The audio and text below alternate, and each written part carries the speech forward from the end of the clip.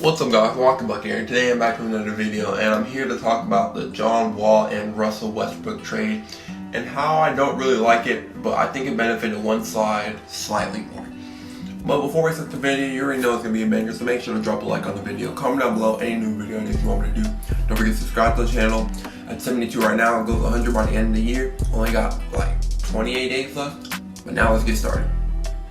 So the trade was Russell Westbrook's going to be going to the Washington Wizards for John Wall and the 2023 protected first. It keeps on getting slightly less protected until I think of like 2026 it falls into 2 seconds if it falls into protection once again. And I'm not a fan of this trade for some reasons.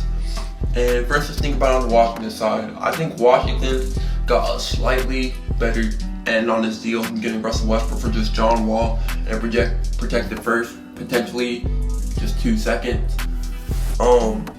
Russell Westbrook had almost an MVP type season, almost as good as his MVP type season at the second option next to James Harden. But he had a rough playoffs, and people are going to use the Rona excuse, they're going to use the injury excuses. Russ just had to step up when it was needed, and he didn't do that. That's why the Rockets, one, almost lost to Thunder, and two, got destroyed by the Lakers.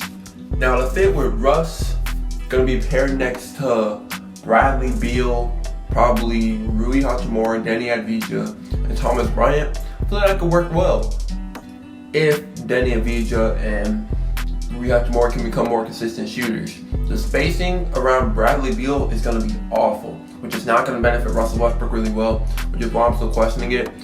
The only good part about this deal is the potential Russell Westbrook and Bradley Beal duo, which could be really scary. The lineup would not be really well, and they could honestly be like a 10 seed in the East if it doesn't go well. But at best, I could see them as like a 7 seed, potentially getting a first round exit against the top tier team. But that's if everything goes to plan. And I'm not even sure if that will happen because the spacing around Russell Westbrook will be sus. And you know when Russell Westbrook does not have floor spacers, he's not going to be as great of a playmaker as he really is. Thomas Bryant, he's not like the best lob threat, but he was beasting. And he's proven that he's able to knock down threes, shooting 4 attempts a game in the bubble and making like 40% of them. But Rui Hachimura and Denny Avdija need to be consistent shooters for this Wizards lineup to work. And as for the Rockets, they get another first because they don't have any of it because they traded for Russell Westbrook, giving up basically all their picks. And the John Wall, James Harden duo, I just don't think it's going to work. One, you don't know how John Wall is going to be. Two, you talk about Russell's bad contract. John Wall is even worse, basically, because you don't know what you're going to get from John Wall. And three, John Wall doesn't turn to be healthy.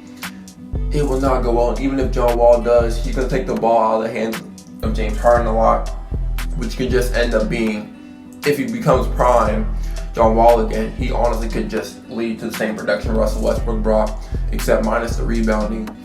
And luckily with Boogie and Christian Wood coming, they could still be a really good team.